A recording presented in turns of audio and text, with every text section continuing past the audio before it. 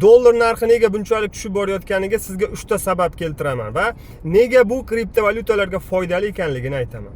Demak, birinchi sabab, so'nggi 2 yildan beri oltin narxi o'sib boryapti. Ya'ni odamlar o'zini boyligini dollarda emas, ko'proq oltinda saqlayapti. Sababi, ko'ryapsizlar, urush bo'lyapti, notinchlik bo'lyapti. Oltin tilla hech qachon o'lmaydi, bilasizlar. Xo'sh, ikkinchi sababi, Amerikaga qarz berayotgan davlatlar, Xitoy, Yaponiya, demak, Amerika bondlarini sotib olishni yildan yilga kamaytiryapti. Bundan tashqari, Amerikaning o'zini ichki fondlari ham ko'proq boshqa joylarga, aksiyalarga, kriptovalyutalarga investitsiya qilyapti. Hamda uchinchi eng katta sababi, Rossiya, Hindiston, Xitoy hamda Braziliya kabi yirik davlatlar o'zaro savdoda alohida valyuta joriy qilinyapti va nega bu kriptovalyutalarga foydali?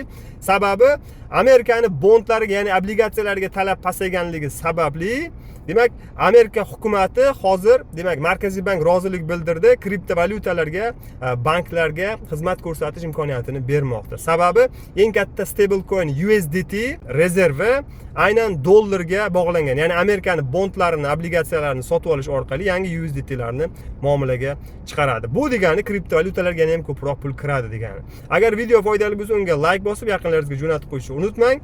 Albatta, o'quv kurslarimizga qo'shilmoqchi bo'lganlar bosh sahifadagi link orqali adminga murojaat qilishingiz mumkin.